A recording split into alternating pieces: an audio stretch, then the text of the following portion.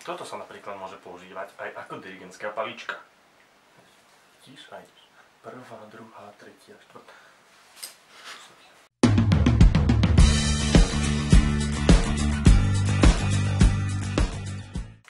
Ahojte, ja vás vítam pri dnešnom videu a toto video bude druhý halloweensky tutoriál odo mňa tento rok. No a dnes sme sa rozhodli natočiť asi jednu z najobľúbenejších masiek za posledné roky a to je skeleton, alebo to je kostlivec. No a dnes tu mám teda na pomoc Mateja. Ahoj. Áno. To vážne? Nie. A nechali sme sa inšpirovať jednou fotkou, ktorú vám teraz ukážem. Takže nechali sme sa inšpirovať touto fotkou, ktorú našla moja segra na Instagrame a pokúsime sa robiť niečo veľmi podobné. Táto maska je úplne úžasná v tom, že je pomerne dosť jednoduchá, stačí vám dosť málo materiálu na to a môžete si ju aj vy doma urobiť v podstate aj na poslednú chvíľu. A my teda urobíme tento úžasný skeletonský pár, aký som vám ukazovala a on sa vám tvári, že o to nebaví, on je inak úplne nadšený. Tak poďme na to. No a ja na začiatok zapnem môjmu figurantovi vlasy.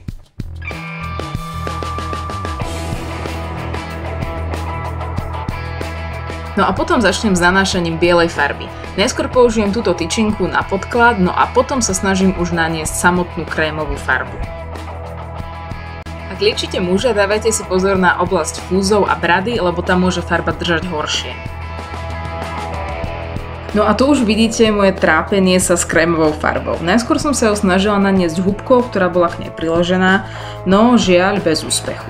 Potom štecom na make-up, to tiež nemalo veľký efekt, no a na moje veľké počudovanie dokonca ani beauty blender nebol to práve.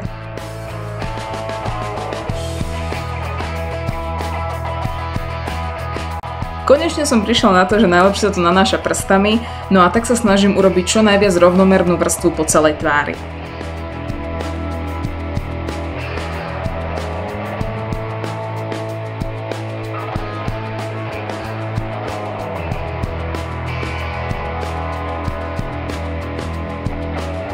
Dávajte si pozor na to, aby ste farbu naniesli naozaj všade a v rovnakej vrstve.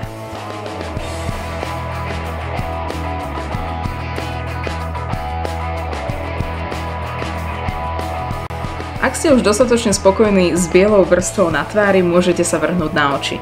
No proste čierne kruhy okolo svojich vlastných očí si myslím, že vie nakresliť úplne každý z vás. Pozor si dávajte len na to, aby ste farbu vytiahli až na obočie, no a potom zhruba rovnako ďaleko od oka aj dole pod okom. Nezabudnite počase oko otvoriť a natrieť v podstate urobiť spodnú linku.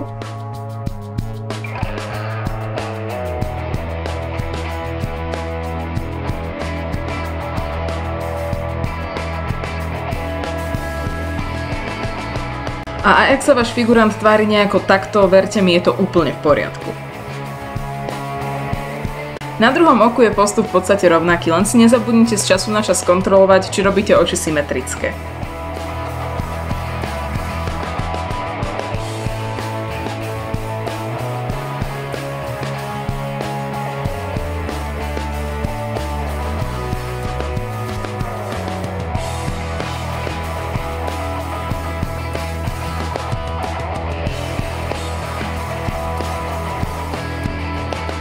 Môžete mi niekto prosím vás povedať, prečo majú muži s make-upom pocit, že majú ťažkú hlavu a že nemôžu otvoriť oči?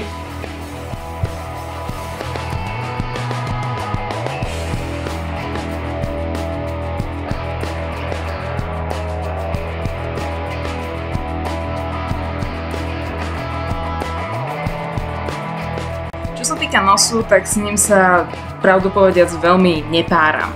Nakreslím v podstate mačičkovský nos, len ho trošku potiahnem do dola, aby vyzeral tak viac skeletonsky. Áno, maľovanie na nos je veľmi nepríjemné.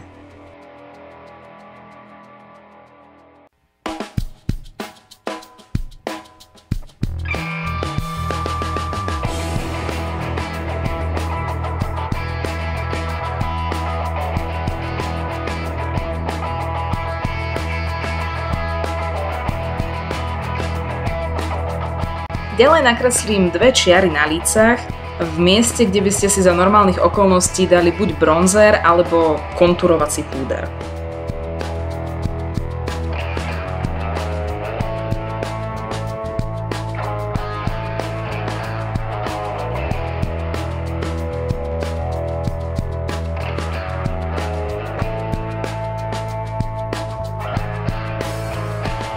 Pri uchu čiaru rozšírim, aby som dosiahla efekt prepadnutejších líc.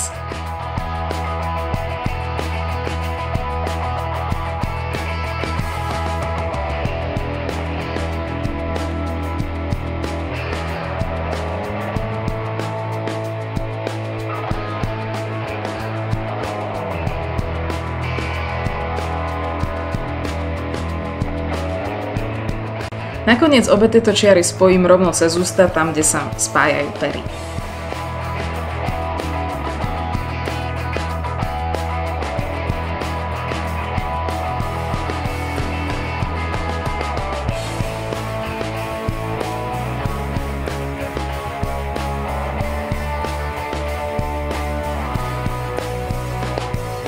No a prichádza čas na zuby.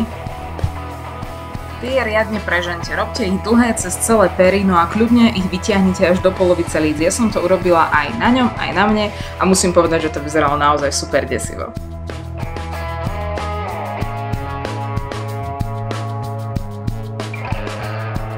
Zuby vôbec nemusia byť symetrické, no a dokonca nemusia byť ani rovnako ďaleko od seba. Veď máme Halloween, tak kto sa bude pozerať na to, ako ďaleko od seba máte zuby? Na Halloween predsa môžeme byť každý sám sebou, čiže každý tak trošku príšera.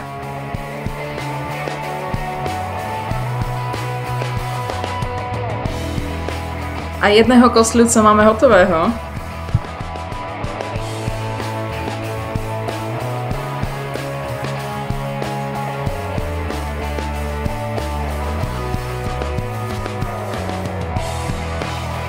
A tak prišiel rad na mňa. Postup je v podstate úplne rovnaký, takže vám to nebudem opäť druhýkrát vysvetľovať.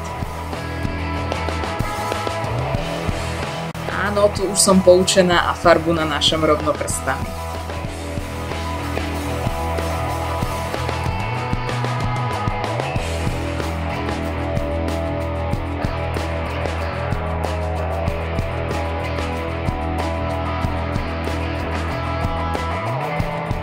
Môj skeleton sa od toho prvého bude samozrejme trochu líšiť. Napríklad tým, že moje čierne kruhy na očiach budú trošku menšie. Vždy si masku musíte prispôsobiť na seba, na svoju tvár, na svoje oči, na svoje vlasy. Vždy sú to preto iba inšpirácie, no a vy tomu musíte dodať ten naozajstný šmrnc. No a poviem vám jedno malé tajomstvo. Na vás vám maska pôjde o mnoho lepšie ako na niekom inom.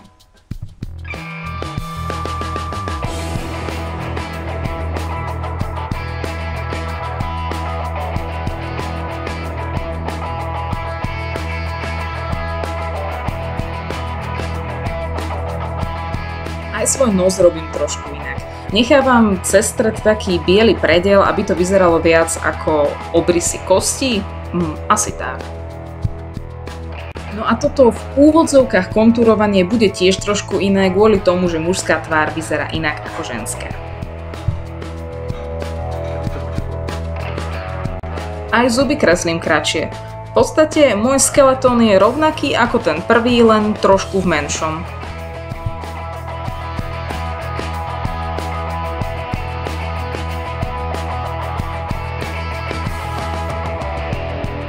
Keď mám hotovo, nasádzam túto krásnu kvetovanú čelenku, aby som sa podobala aspoň trošku na dievča z fotky, no a to je všetko.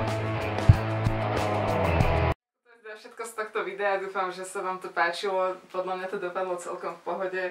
Ja som veľmi nadšená, aj tuto môj kolega je veľmi nadšený, len teda, akože on to nevie prejaviť, on je poloautista. Ale rozumiem. Áno, niečo povedal, to je skvelé. On je strašne nadšený. To som hovoril stále, ona ma bude do toho kecať.